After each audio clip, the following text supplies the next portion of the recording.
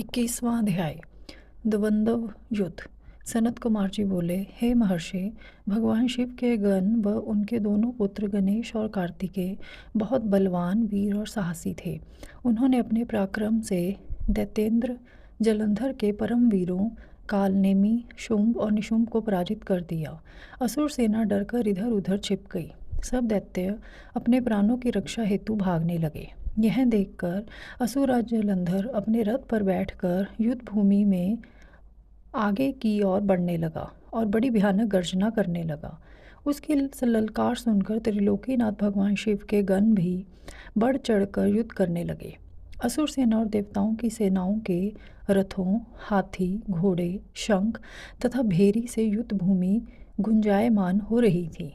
दैत्यराज जलंधर ने तब ऐसा एक बाण छोड़ा जिससे चारों ओर कोहरा फैल गया। धरती से आकाश तक सिर्फ एक धुंध ही दिखाई दे रही थी। फिर उसने नंदीश्वर, गणेश, वीरभद्र को एक साथ कई बाण मारकर घायल कर दिया। यह देखकर स्वामी कार्तिकेय को बहुत क्रोध आ गया और उन्होंने असुरराज जलंधर पर अपनी शक्ति चला दी।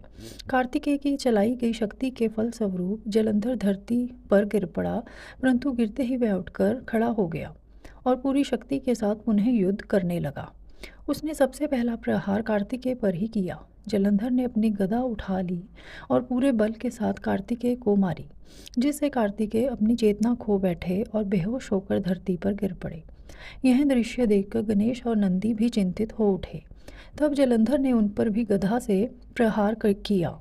गदा के प्रहार से वे दोनों भी मूर्छित होकर पृथ्वी पर गिर गए।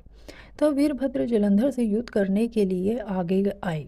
जलंधर ने उन पर भी अपनी गदा से प्रहार किया, जिससे वीरभद्र का सिर फट गया और रक्त बहने लगा।